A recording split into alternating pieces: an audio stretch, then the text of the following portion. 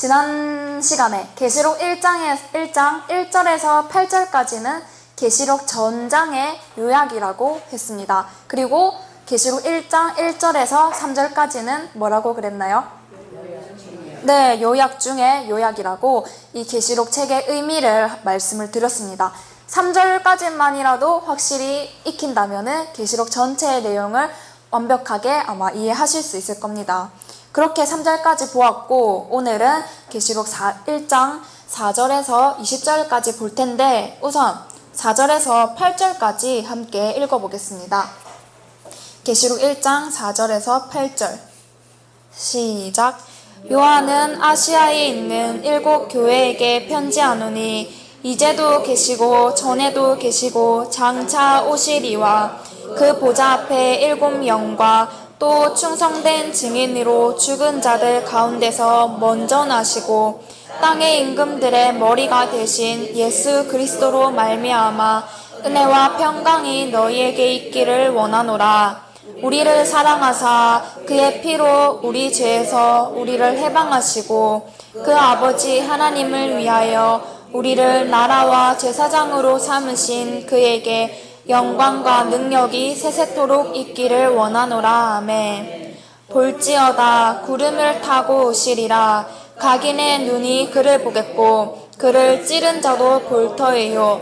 땅에 있는 모든 족속이 그를 인하여 애곡하리니 그러하리라. 아멘.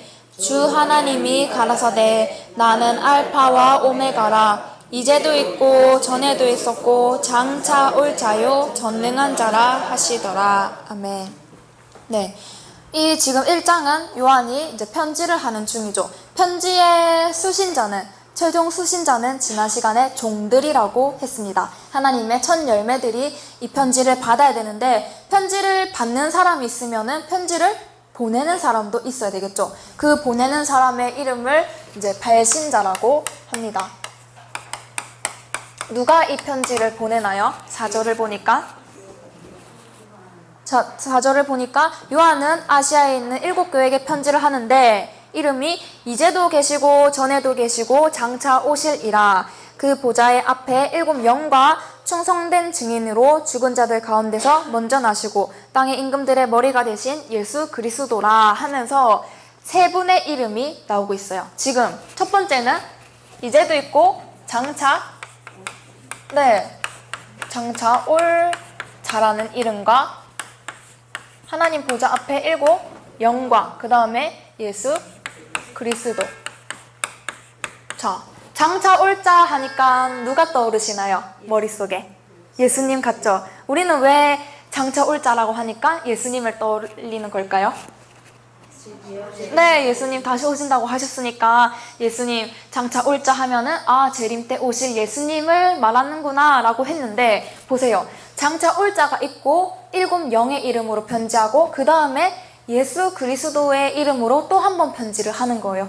그러면은 예수님, 7 영, 그리스도 이렇게 편지하면 될까요? 안 될까요? 똑같은 동명이인이 2번 들어갈 수는 없잖아요. 그러면 이 장차 올 자는 누구냐? 1장 8절을 보시겠습니다. 1장 8절을 보니까 하나님이 가라사대 나는 알파와 오메가라. 이제도 있고 전에도 있고 장차 올 자요 전능한 자라 하시더라. 자, 장차 올 자 누구라고 답을 주시는 거예요? 네, 장차 올 자는 바로 하나님을 두고 말씀하는 거였습니다. 자, 우리가 생각했던 그 재림에 대한 생각들은 예수님이 오시는 거라고, 예수님이 나팔 불면서 오신다 하고 생각을 했었는데 하나님도 같이 오시는 거예요. 살후 4장 14절로 가보겠습니다. 살전 데살로니가 전서 4장 14절. 우리 4장 14절입니다. 시작. 우리가 예수에 죽었다가 다시 사심을 믿을진대 이와 같이 예수 안에서 자는 자들도 하나님이 저와 함께 데리고 오시리라. 네. 자, 예수님이 재림을 하는데 예수님 혼자 오는 게 아니라 예수님이 하나님과 또 예수 안에서 자는 자들도 함께 오신다는 거예요. 우리가 생각했던 재림의 그런 이미지와는 다르죠. 누가 오신대요? 하나님이 오시고 예수님 안에서 자는 자도 데리고 온다는 거예요. 천사들을 말하는 게 아니겠죠. 여기서 자는 자들은 복음을 위해서 살다가 죽어간 사람들을 말하는 거예요. 그 사람들하고 천사들하고 이런 나팔을 불면서 하나님과 함께 예수님이 이 땅에 오시는 거예요. 자, 우리는 죽으면은 천국 가야지, 나 휴거 되어서 천국 가야지 라고 생각을 하는데 하늘에 있는 하나님하고 예수님하고 그 자는 자들, 천사들은 다 어디로 내려오는 거예요? 땅으로 내려오는 거예요. 그러면 하늘은 지금 텅텅 비어 있는 거예요. 그러니까 휴거돼서 하늘로 가면 되겠습니까? 안 되겠습니까? 안 되겠죠. 그러니까 하나님이 재림을 하실 때는 예수님 혼자 오는 게 아니라 하나님하고 같이 오는데, 보세요. 대통령이 해외 순방을 갈 때 혼자 홀몸으로 가나요? 보좌관들과 같이 가죠. 그 수행원들과 같이 가듯이 하나님도 이 땅에 오실 때 혼자의 몸으로 오시는 게 아니라 하나님도 예수님과 천사들과 그런 수행원들과 같이 온다는 것을 지금 이 계시록 우리가 방금 읽은 구절에서 알려주고 있는 겁니다. 천사들과 대동해서 함께 오신다는 것을 보면서 우리가 막연한 재림론, 막연한 휴거론을 가졌던 것을 좀 이 성경을 통해서 제대로 비교를 해보고 어떻게 내가 이 땅에서 예수님을 기다려야 할지를 좀 더 생각해 보시기를 바랍니다. 자, 발신자를 보니까 장차 올 자와 일곱 영과 그리스도라고 했죠. 장차 올 자는 누구라고요? 하나님. 그 다음에 그리스도는 예수님이잖아요. 하나님이랑 예수님은 우리가 자주 듣던 이름인데 지금 낯선 이름이 있어요. 일곱 영. 들어보셨습니까? 일곱 영? 좀 낯선 이름이죠. 자, 이 일곱 영에 대해서 신학자들이나 목사님들은 어떻게 해석을 하냐면 일곱 영을 가지고 이제 삼위일체 뭐예요? 삼위일체라고 했을 때? 그렇죠. 성부, 성자, 성령이라고 삼위일체를 할 때 성부는 아버지, 성자는 아들, 예수님. 그러면 성령이 없네. 이 성령은 일곱 영인가 보다 하고 끼워 맞추기를 합니다. 그러면서 일곱 영에 대한 해석을 어떻게 하느냐? 7이잖아요. 7. 이 7을 실제 수로 보는 게 아니라 상징수로 봐서 성부, 성자, 성령이니까 하나, 두 개, 세 개죠. 그러니까 3 더하기 4는 7이죠. 그러니까 이 7은 성부, 성자, 성령의 그 삼위일체와 4는 동서남북을 해서 성부, 성자, 성령은 하늘의 것이죠. 동서남북은 땅의 것이죠. 그러니까 하늘과 땅을 합한 것으로 그런 상징수로 이 7을 보는 거예요. 자, 그러나 봅시다. 계시록 4장 5절. 계시록 4장 5절. 이 일곱 영에 대해서 어떻게 설명하는지 4장 5절을 보겠습니다. 시작. 보좌로부터 번개와 음성과 내성이 나고 보좌 앞에 일곱 등불 켠 것이 있으니 이는 하나님의 일곱 영이라. 보좌 앞에 여기까지. 자, 일곱 등불 켠 것이 있대요. 하나님 보좌 앞에. 그 일곱 등불 켠 것이 뭐라고요? 하나님의 일곱 영이라는 거예요. 그러면 지금 일곱 영을 일곱 등불이라고 말하고 있죠. 이 일곱 등불을 보니까 하나님의 일곱 영이더라 라고 지금 설명을 해주고 있어요. 자, 이 계시록 4장은 하나님 나라의 보좌 구성도입니다. 우리나라도 대통령이 있으면은 그 밑에 국무총리, 각 부처 장관들이 짜르륵 나열되듯이 하나님 나라에도 조직 질서가 있는데 그것을 보여주는 장이 방금 읽은 이 계시록 4장의 내용이에요. 여기에 지금 일곱 등불이 등장을 하고 있습니다. 일곱 등불 켠 것을 보니까 뭐라고요? 하나님의 일곱 영이다 하고 나와 있죠. 일곱 등불 언제 출현을 했습니까? 성막에 있으면 성소와 지성소로 나뉘죠. 일곱 등불은 성소에 있었나요? 지성소에 있었나요? 성소에 있었죠. 성소에 있었던 그 일곱 등불이 이거는 언제 지어졌던 거예요? 모세 때 지어졌죠. 모세 때 지었던 이 성막이 성막에 있던 이 일곱 등불이 계시록에 가니까 또다시 등장을 하는 거예요. 그래서 성막을 알아야 계시록을 풀 수가 있는 거예요. 자, 성막이 또다시 등장을 하는데 모세가 성막을 지은 것은 그냥 모세가 마음대로 지은 게 아니었죠. 하늘의 모형과 그림자를, 하늘의 것을 보고 이 땅에 그것을 본따서 만든 것이 이 성막이잖아요. 맞죠? 그래서 하늘에 등불이 있는데 그 등불이 실물로는 일곱 영이라는 거예요. 이 등불이 말하는 것은 일곱 영을 뜻하는 거더라. 그러면은 도대체 일곱 영이 그래서 뭔데? 자, 대통령 밑에도 아까 국무총리 각 부서 장관들이 있다고 했습니다. 그런 조직 질서가 있듯이 하나님 나라에도 마찬가지로 조직 질서가 있는데 우리는 하나님 하면은 전지전능하신 분 하고 도깨비 방망이로 뚝딱 하고 일하실 줄 알았는데 그런 능력을 갖고 계시지만 혼자서 일하시는 게 아니라 하나님도 밑에 사람들을 사용을 한다는 거예요. 근데 하나님은 그 수행하는 사람들을 이제 천사라고 부르는 거예요. 하나님은 천사들을 동행해서 천사들을 수행원 삼아서 역사를 하십니다. 보실까요? 요한복음 1장 51절을 나중에 찾아보시면 요한복음 1장 51절에 예수님께 나다니엘이 가죠. 그러니까 예수님을 보니까 예수님 머리에 천사들이 오르락 내리락 하는 모습을 봤어요. 또 계시록 8장 3절을 읽어보시면 우리의 기도를 천사가 가지고 올라가는 거예요. 우리의 기도를 천사가 하나님께로 가지고 올라가고 또 하나님께서 응답해 주시는 것을 천사가 가지고 우리에게 전달해 주는 역할을 하는 것이 누구라고요? 천사. 그러니까 천사를 매개체로 하나님께서 일을 하시는 겁니다. 히브리서 1장 14절을 보면은 구원받을 사람들을 돕도록 파견 보내는 것이 천사였어요. 그러니까 하나님은 천사와 우리 각자 사람들에게 천사를 보내줘서 천사와 함께 하도록 보내주셨는데 옆에 천사가 보이십니까?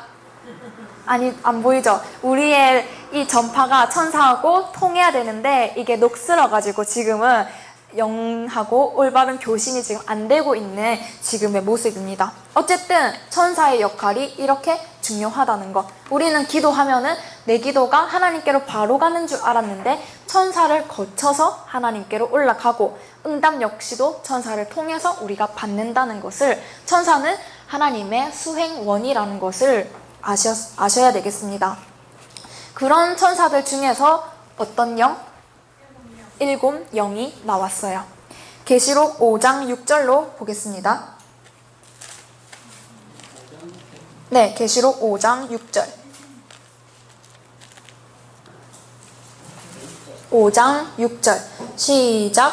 내가 또 보니 보좌와 네 생물과 장로들 사이에 어린 양이 섰는데 일찍 죽임을 당한 것 같더라. 일곱 뿔과 일곱 눈이 있으니 이 눈은 온 땅에 보내심을 입은 하나님의 일곱 영이더라. 자, 일곱 뿔과 일곱 눈이 있는데 이 눈은 뭐 하는 거라고요?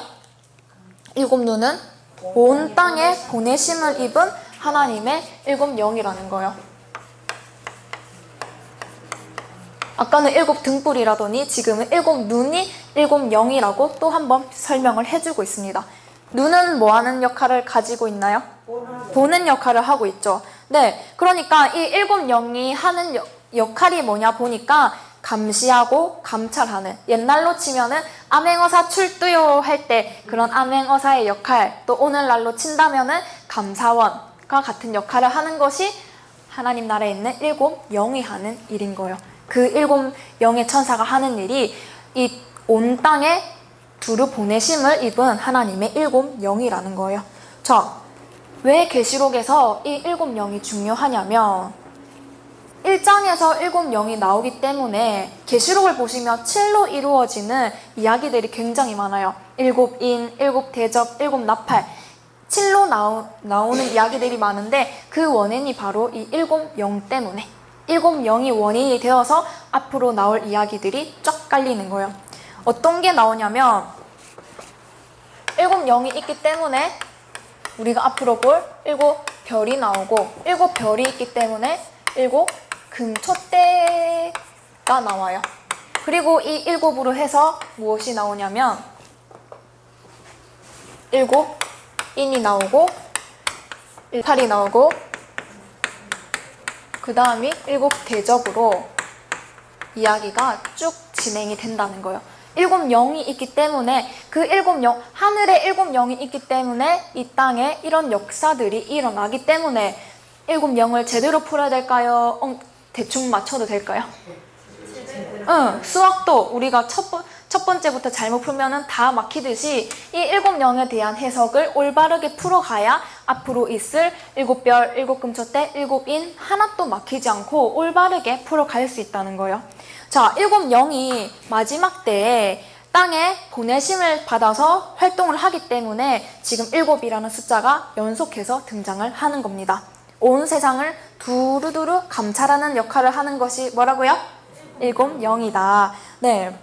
그렇기 때문에 7 영을 잘 풀어야 되는데 이제 또 많은 목사님들은 7 영을 아까 상징수라고 한다고 했죠. 성경이 하도 비유로 봐야 된다 하니까 7 영까지도 이것도 상징인가 보다 하고 이렇게 푼다는 거예요. 그러나 계시록에 나오는 이런 숫자들 7 영, 또 우리가 앞으로 볼 24장로 이런 것들은 상징수가 아니라 실제 수를 말씀을 하는 겁니다. 앞으로 뭐 24장로라든지 내생물들도 나올 텐데 그런 것들도 상징수가 아니라 어떤 수? 실제 수. 7 영을 하나님이 파견을 이 땅에 했기 때문에 계시록 역사를 주도하는 것이 7 영으로부터 출발을 하는 거고, 그래서 1장에서부터 이제 7 교회에게 이제 7 교회라는 단어가 또다시 나오게 되는 거예요. 자, 세 분의 이름으로 편지를 합니다. 하나님의 이름과 7 영과 예수 그리스도의 이름으로 편지를 하는데, 이 편지를 보내는 교회, 어디에서 이 편지를 받아요? 어떤 교회들이? 네, 아시아에 있는 7 교회가 받죠. 그 7 교회의 이름이 보시면은 에베소, 서머나, 버가모, 두아디라 이런 이름들이 나와요. 자, 이 교회들이 어디에 있냐면 터키 아시죠? 터키의 중서부 지방에 있습니다. 그런데 거기는 아랍 국가이기 때문에 지금 교회가 없어요. 있어도 지진도 많이 나는 곳이기 때문에 다 무너져가지고 교회의 기둥, 터 정도만 남았지 교회라고 하는 그런 자체적인 모양은 지금 갖춰지지가 않습니다. 그런데 계시록에서는 이 7 교회에게, 아시아에 있는 7 교회에게 편지를 하는데, 그럼 지금 있지도 않는 교회에게 편지를 하는 걸까요? 이것은 오늘날의 말세의 교회들을 상징하는 거예요. 그 시대의 이름을 단지 빌려서 쓴 거죠. 그런데 이거를 가지고 어떤 신학 박사님들은 요한계시록은 초대교회 당시에 그 초대교회 교회들에게 보내는 편지예요 하고 풀이를 하기도 합니다. 그런데 보세요. 초대교회 당시의 교회들이 재림에 대한 소식을 받아서 뭐 할까요? 초대교회로부터 지금까지 2000년이 지났습니다. 2000년이 지난 지금도 우리는 예수님을 기다리고 있다는 것은 아직 예수님이 오지 않았다는 건데, 그러면은 지금 2000년이 지난 지금도 오지 않은 예수님을 초대교회 당시의 사람들이 그 재림의 말씀을 받아서 어디에 써먹냐는 거죠. 그러니까 그기 교회 사람들에게 주는 편지가 아니라 말세의 교회들에게 편지를 보내는 거고, 그냥 그 시대의 이름만 빌려가지고 써서 보내는 거예요. 결국은 오늘날 우리 교회들이 받아야 될 편지였던 거죠. 그러니까 이 성경이 시간과 공간을 초월하는 이런 어마어마한 책이라는 것을 또 한번 생각하시기 바랍니다. 자, 오늘날의 이 시대에 세워질 아까 7 영으로 시작해서 7별, 7 금초대가 있다고 했죠. 그 7 금초대 교회를 향해서 2000년 전에 미리 편지를 보내신 거예요. 편지의 내용은 2장, 3장에 가시면은 나옵니다. 사도 요한을 통해서 이제 이 편지가 전해지고 4절로부터 이제 시작이 돼요. 우리 편지를 쓰면은 항상 문안 인사를 넣죠. 그 문안 인사하는 것이 이제 4절, 5절, 6절에 나오고, 그 다음에 7절을 보겠습니다. 7절, 1장 7절. 볼지어다 구름을 타고 오시리라. 각인의 눈이 그를 보겠고 그를 찌른 자들도 볼터이요. 땅에 있는 모든 족속이 그를로 인하여 애곡하리니 그러하리라. 아멘.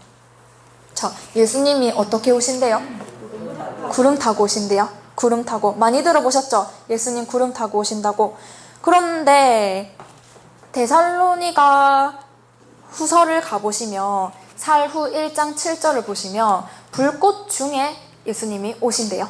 이것도 들어보셨죠? 그 다음에 이사야 66장 15절에는 불에 옹이 되어서 온다고 표현이 되어 있어요. 계시록에서는 구름 타고 온다 하고, 저기 살후나 이사야 가니까 불꽃에 온다 하고, 그러면은 불이랑 온다는 거예요? 구름이랑 온다는 거예요? 그러니까 애매하죠. 우리가 이런 막연한 재림관을 가지고 있었다는 거예요. 앞뒤 맞지 않는 이런 성경적인 지식을 갖고 있었던 겁니다. 자, 구름이 뭐냐면 히브리서 12장 1절, 이러므로 우리에게 구름같이 둘러싼 허다한 증인들이 있으니 무거운 것과 매기 쉬운 죄를 벗어버리고 인내로써 우리 앞에 당한 경주를 하며. 자, 우리에게 구름같이 둘러싼 허다한 증인들이 있다고 하죠. 자, 예수님을 중간에 놓고 예수님 주위에 수많은 하나님의 백성들이 둘러싸여 있다는 것을 한번 상상해 보세요. 우리가 구름이라는 거를 우리 삶 속에서도 비유적으로 쓸 때 구름 같은 관중이 몰렸다 라고 하죠. 네, 구름대 같이 몰렸다라고 하고, 또 뭐 사람들이 많이 모인 것을 인산인해를 한다라고 표현하듯이 이 구름도 수많은 하나님의 백성들이 둘러싸인 모습을 말을 하는 거예요. 자, 그러고 아까 불꽃 중에 오신다고 했죠. 불꽃 중에 예수님 오신대요. 우리 불은 공부하니까 뭐라고 나왔어요? 말씀, 진리의 말씀. 그러면 진리의 말씀의 역사와 함께 오신다는 거예요. 예수님이 재림하실 때는 진리의 말씀의 역사와 함께 이 땅에 오신다는 거예요. 그러니까 아무리 하늘 쳐다보고 구름 쳐다봐도 예수님 맞이할 수 있을까요? 없을까요? 없겠죠. 네. 그러니까 지구는 둥근데 어느 하늘에 구름이냐는 거죠. 낮과 밤, 지구는 둥글기 때문에 한쪽은 낮이고 한쪽은 밤인데 어떻게 예수님이 도적같이 올 수 있냐는 거죠. 그러니까 이런 것들을 가지고 우리가 진짜 재림에 대해서 너무 막연하게 들어왔고 너무 막연하게 생각했다는 것을 이번 시간들을 통해서 느끼셨으면 좋겠습니다. 네, 다시 돌아와서 계시록 1장 7절, 이렇게 구름을 타고 오면은 각인의 눈이 그를 보고 그를 찌른 자들도 본다는 거예요. 그를 찌른 자, 누구를 말하는 걸까요? 2000년 전에 예수님을 십자가에 죽인 그 사람들을 말하는 걸까요? 그러니까 이게 우리가 재림의 신앙을 엉터리로 가지고 있다가 계시록의 시대가 등장했을 때, 계시록의 과정으로 오실 때 모르니까 알아볼 수 있을까요? 없을까요? 없겠죠. 그러니까 또 못 알아보고 찌르고 괴롭히고 박해할 그런 사람들을 두고 말을 하는 거예요. 그러니까 초림 때도 마찬가지였죠. 예수님을 눈앞에 두고도 알아보지 못했기 때문에 찔렀다가 결국은 십자가에 못 박혀 죽이게 만든 것처럼 이 재림에 관해서도 모르면은 어쩔 수 없이 찌르는 자들이 될 수밖에 없는 거예요. 그러니까 성경 제대로 알아야 되겠습니까? 대충 읽어도 되겠습니까? 예수님을 또다시 찌르는 자가 되면은 안 되잖아요. 자, 그 다음에 1장 8절, 하나님을 두고 알파와 오메가요, 이제도 있고 전에도 있고 언제 올 자? 장차 올 자. 하나님이 이 땅에 오신다는 거, 이것도 한번 찾아보겠습니다. 고린도전서 15장, 만물을 저의 발 아래 두셨다 하셨으니 만물을 아래 둔다 하실 때에 만물을 저희 아래 두시니가 그 중에 들지 아니한 것이 분명하도다. 만물을 저에게 복종하게 하신 때에 자신도 그때에 만물을 자기에게 복종케 하신 이에게 복종케 되리니 이는 하나님이 만유의 주로서 만유 안에 계시려 하심이라. 네, 아버지가 계시고 예수님이 계시는데 예수님도 아버지 앞에 완전히 굴복할 때가 온다는 거예요.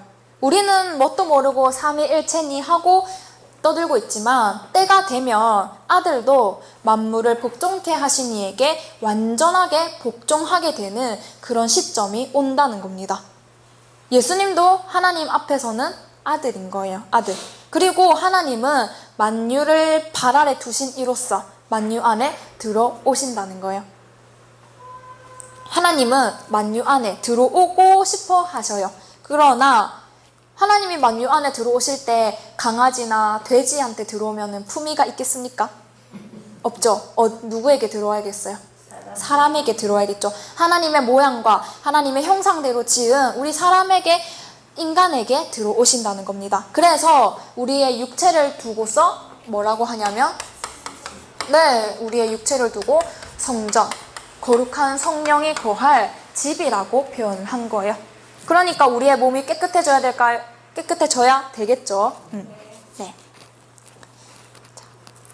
그러니까 이렇게 아담 때 계획을 하시고 또 마지막 때 계시록을 통해서 다시금 계획하신 일을 이루려 하시는 것은 그냥 우리들 잘 먹고 잘 살라고 만드시는 게 아니라 아담 때 못 이뤘던 것을 오늘날 이제 이루어서 만유 안에 들어오시려고 하나님께서는 준비하고 계시는 거예요. 참 주인으로서 만유의 참 주인으로서 건의를 회복하고 싶어 하시는 겁니다. 그렇기 때문에 만방에서 하나님께 영광과 찬양을 돌리는 거고 그 찬양을 오로지 하나님은 혼자 받으시는 거예요. 하나님은 영광을 누구하고 나눠 받기를 원하지 않으세요. 하나님 홀로 받기를 원하신다는 거를 생각하시고 다시 1장 9절로 가겠습니다. 나 요한은 너희 형제요 라고 하죠. 요한은 뭐라고요? 네, 요한은 우리의 형제라는 거예요. 계시록 19장 10절이나 22장 8절에서 9절을 보면은 요한이 너무 감사해서 하나님에게 천사에게 절을 하려고 하니까 천사가 절하지 말라고 나는 너와 함께 된 종이다 하고 표현을 합니다. 그러니까 형제면은 끝까지 형제지 종이면은 끝까지 같은 종이지 형제가 자라다가 뭐 아버지의 자리로 올라가고 이런 일은 절대로 없다는 거. 그런데 그 질서를 어긴 사람이 누구였어요? 그 질서를 어긴 게 계명성이었죠. 사단. 하나님의 자리에 올라가고 싶어서 그런 이제 일을 벌였죠. 그러나 형제이면은 끝까지 형제라는 거, 종의 입장이면은 끝까지 종의 입장이라는 것을 명심하셔야 되겠습니다. 9절에 또한 보면은 이 요한이 지금 어디에 있는 거예요? 요한이 지금 어디에 갇혀 있나요? 네, 반모섬에 있죠. 반모섬이라고 하는 곳이 있는데 섬, 공부를 해보신 분들이라면 섬은 어떤 뜻을 갖고 있어요? 일단 섬을 또 다르게 보면은 산이죠. 산, 바닷속에 우뚝 솟아나 있잖아요. 그런 산이고 산은 결국 하나님의 성전을 말씀하는 거였다고 배웠습니다. 그러니까 물론 육적인 반모섬도 있겠지만 섬이 산으로 보고 하나님의 성전으로 본다면 이 반모섬이 가지는 영적인 뜻은 뭘까 하고 한번 묵상해 보시기 바랍니다. 그리고 10절 주의 날에 내가 성령에 감동하여 내 뒤에 나는 나팔 소리 같은 큰 음성을 들으니 어떤 날? 주의 날. 일요일? 아니겠죠. 주의 날. 하나님이 약속해 놓은 정해진 날을 두고 말을 하는 겁니다. 하나님이 약속해 놓은 정해진 날. 구약에서 신약에서 예언을 하고 약속해 왔던 그 날을 두고 지금 말씀을 하시는 거예요. 그러니까 계시록이 펼쳐지는 그 날은 아무 날에 하는 것이 아니라 성경이 약속한 그 날에 펼쳐지고 시작이 된다는 것을 말하고 있고 그것을 지금 그러한 역사를 사도 요한이 보고 목격하고 증거를 지금 해주고 있는 겁니다. 자, 그러면서 이제 나팔 소리가 나서 음성을 들으니까 이제 이 보는 것을 책에 쓰고 또 12절에 몸을 돌이켜 나더러 말한 음성을 알아보려고 하여 돌이킬 때에 7 금촛대를 보았는데 라고 나와 있어요. 어떤 촛대? 네, 7 금촛대가 등장합니다. 7 금촛대가 등장을 하고 그 다음에 13절. 촛대 사이에 인자 같은 이가 발에 끌리는 옷을 입고 가슴에 금띠를 띠고 하면서 이제 나와 있어요. 7 금촛대를 지금 보았습니다. 모세 때. 모세가 광야에서 만든 그 성막 안에, 성소 안에 있었던 7 금촛대, 그 순금등대를 지금 보고 있는 거예요. 모세도 보았고 누구도 본 거예요 지금? 사도 요한도 7 금촛대를 보았죠. 또 스가랴 4장에 가면은 이 스가랴도 7 순금등대를 보았습니다. 예레미야 1장에 가도 예레미야도 살구나무 가지 형상을 보았습니다. 다 똑같은 거를 보았어요. 7 등대를 보았는데 그 실물은 뭐라고요? 7 영이라는 거. 실물은 7 영이라는 거. 7 영을 형상화해서 하늘에 있는 7 영을 그대로 어떻게 보일 수가 없으니까 표현한 게 이 땅의 7 등대인 거예요. 그거를 모세도 보고 스가랴도 보고 예레미야도 보고 지금 사도 요한도 다 똑같은 거를 본 거예요. 자, 그러면은 이 성막이 가지는 의미가 중요하다는 것은 조금 느낌이 오시죠? 그 다음에 이런 사도 요한이 이렇게 이제 7 금촛대 사이에서 지금 누구를 보냐면 13절에 촛대 사이에 인자 같은 이가 발에 끌리는 옷을 입고 가슴에 금띠를 띠고 있다는 거예요. 촛대 사이에서 누구를 보았다고요? 네, 인자 같은 이. 인자는 누구예요? 예수님이죠. 근데 뭐래요? 인자 같은 이래요. 인자는 우리가 예수님이라는 것을 알고 있습니다. 자, 그런데 예수님이면 예수님이지 인자 같은 이는 뭘까요? 사도 요한은 예수님 살아생전에 같이 다녔잖아요. 그럼 예수님 얼굴을 알 텐데 지금 예수님을 보고 인자 같은 이라고 표현을 하는 거예요. 왜 그럴까요? 지금 자기가 알던 모습이 아니죠. 발에 끌리는 옷을 입고 가슴에 금띠를 두르고 머리에는 털이 나고 눈에는 불꽃이 피고 이런 것은 예수님의 상징성, 예수님의 영적인 모습을 나타내는 겁니다.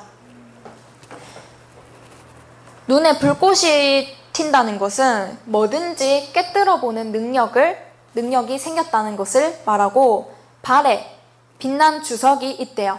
이거를 밟히면 어떻게 될까요? 아작나겠죠. 그것은 이제 심판권을 말씀을 하는 거예요. 심판권을 형상화해서 발에 이제 빛난 주석이 있다라고 하는 거죠. 그러니까 지금 예수님의 육체가 아니라 신령체로 변해진 그 예수님의 변화된 모습을 사도 요한이 본 거예요. 어디서? 방금 지었지만 반모섬에서. 그러면은 예수님, 죽었던 예수님, 부활하신 예수님을 다시 보면은 반가워요, 안 반가워요?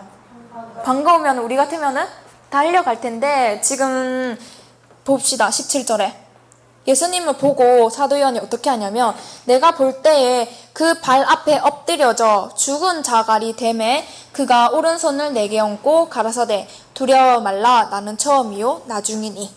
우리 같으면은 예수님 반가워서 달려갈 텐데 지금 사도 요한은 어떻게 됐어요? 발 앞에 엎드려져서 죽은 자같이 된 거예요.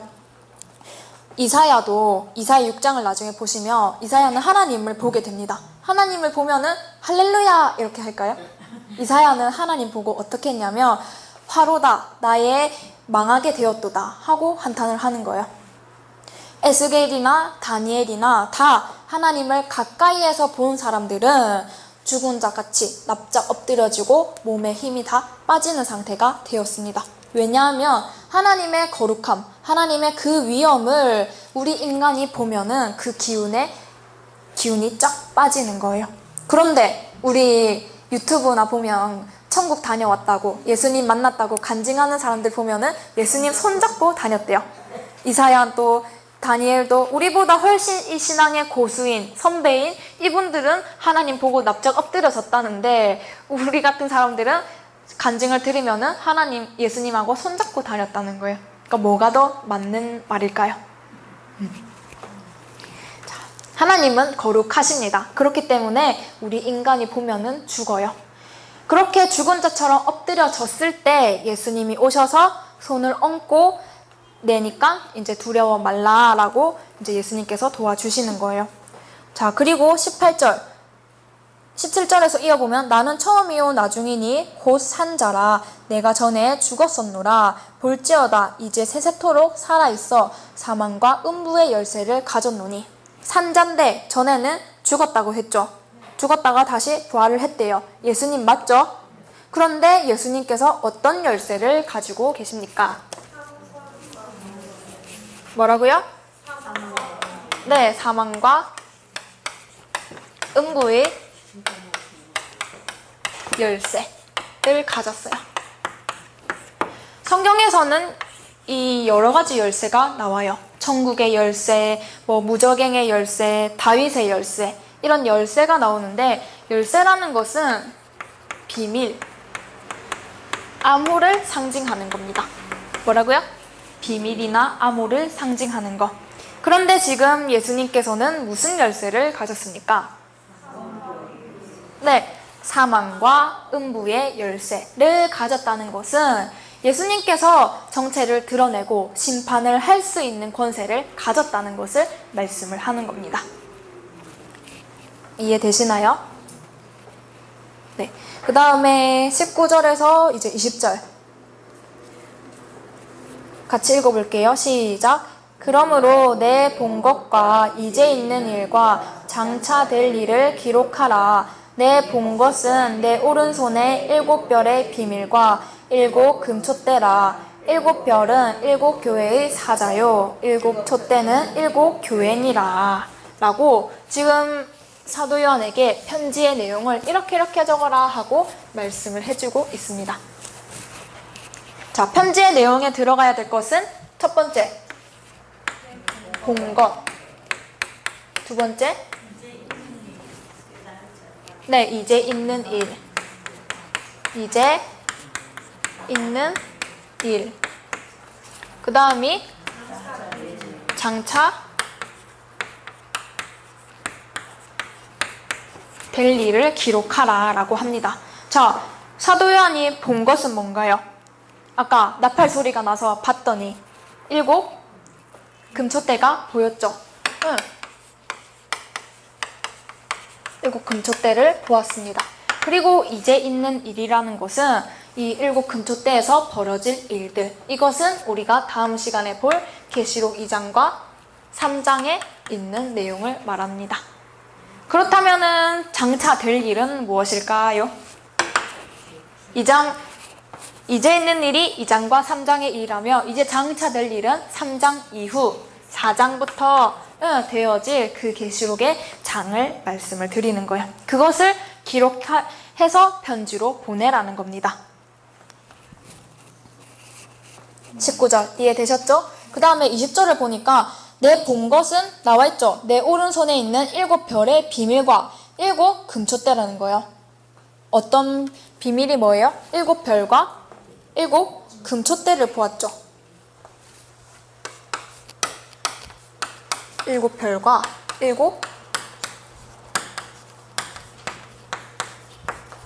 금촛대를 보았습니다. 자, 그런데 이것은 지금 비밀이라고 하는 거예요. 그러면서 7별은 뭐래요? 네, 7별은 7 교회의 사자. 사자라는 것은 호랑이 말하는 거, 호랑이 그 사자 말하는 거 아니죠? 목자를 말하는 겁니다. 그 다음에 7 금촛대는 뭐라고 나와 있습니까? 네, 7 교회. 다시 7별은 7 교회의 사자를 말하는 거고, 7 금촛대는 7 교회를 말한다고. 그런데 이거를 가지고, 자, 7 금촛대는 7별의 비밀이라고 그랬죠.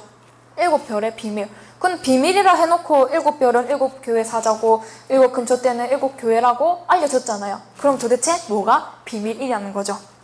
뭐가 비밀이냐면, 이게 7별은 7 교회 사자고 7 금촛대는 7 교회다, 이게 비밀이 아니라 이게 나타날 거 아니에요. 나타나면은 이 실물이 비밀이라는 거.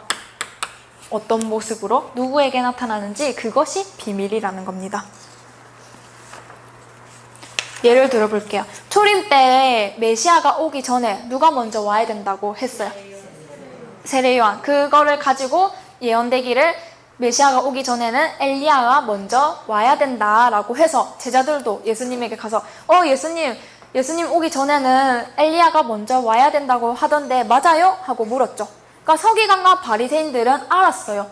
메시아가 오기 전에 엘리야가 먼저 와야 된다는 사실은 알았는데 그 사실은 알았지만 실물이 누군지를 몰랐던 거예요. 그러니까 예수님께서 나중에 풀어주시죠. 누구를 두고?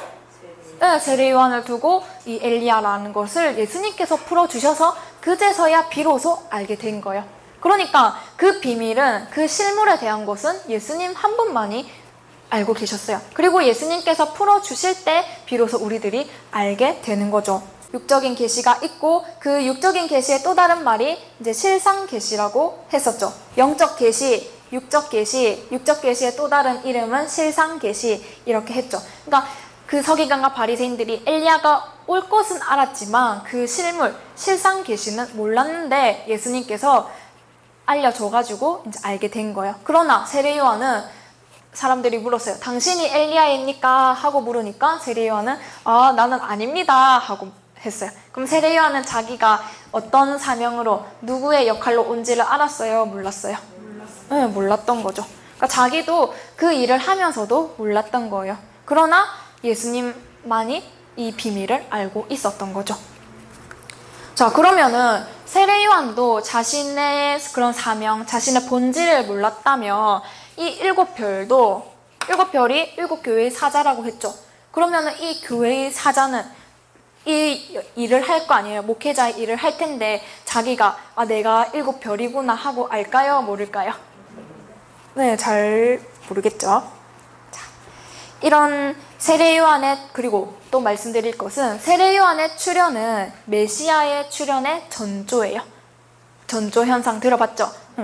메시아가 출현하기 전에는 누가 나타나야 된다고?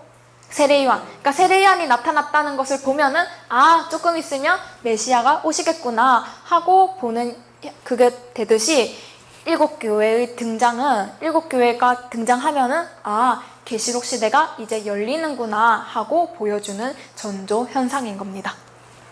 그러면은 일곱 교회가 나타났다 하면은 이제 곧 재림이 임박한 순간이 다가온 거겠죠. 이렇게 이제 계시록 시대가 열려간다는 겁니다. 이 말씀이 나왔다는 것은 계시록 시대가 열려가는 것이고 하나님의 그런 구원의 계획이 이제 마무리되는 단계, 마무리되고 이 재림의 역사가 완성되는 작업의 시작이 계시록이 열린다라고 했을 때 그런 뜻이고, 그러면은 이때까지 기다려왔잖아요. 많은 신앙인들이 재림을 기다려왔고 말세를 기다려왔는데 그러한 좀 더 자세하게 보여주는 것이 이 계시록이라는 책이고, 계시록이 열림으로 해서 어떤 순간이 다가왔다고요? 재림의 순간이 이제 임박했다는 거예요. 그러니까 우리가 늘 기다려왔잖아요. 모든 신앙인들이 기다려온 것이 재림의 순간 아닙니까? 그러니까 그런 순간이 이제 우리 앞에 다가왔다는 이 가슴 벅찬 현실을 좀 만끽하시고 좀 더 이제 말씀 앞으로 들어가시면서 지난 시간에 했죠. 이 예언의 말씀을 읽고 듣고 지키는 자들에게 뭐가 있다? 복이 있다고 그랬습니다. 그러니까 그 복을 받을 수 있는 저와 여러분들이 되었으면 좋겠습니다.